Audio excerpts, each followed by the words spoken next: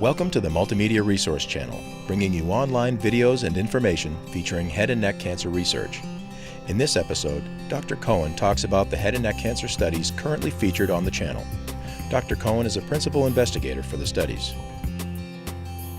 The first step in discussing it with the patient is obviously selecting a clinical trial that would be most appropriate for that patient. And what is paramount here, and often this gets lost in the discussion, and it shouldn't, but what's absolutely paramount is that we would never discuss a clinical trial with a patient if it didn't serve the patient's best interests. And I don't think that anybody should do that, and hopefully nobody ever does that.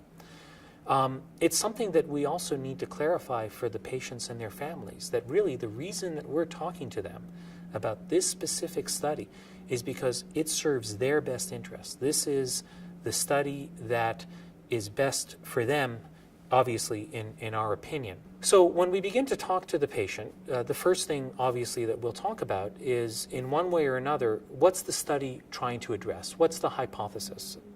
And why is this study right for them? Why would this make sense for this patient at this particular time, given the disease that they have?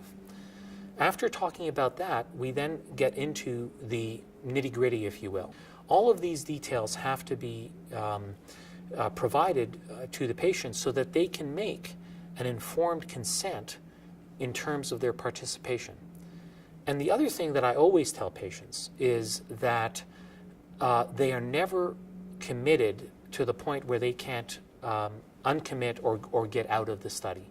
That inherent in any agreement to participate is the prerogative to withdraw that participation if they want to at any time. Thanks for visiting the Multimedia Resource Channel and for supporting head and neck cancer research. Don't forget to follow HNC Research on Twitter and like HNC Research on Facebook.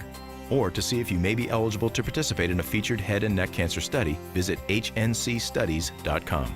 Check back soon for more information, tips, and videos for people with throat, mouth, and nose cancer.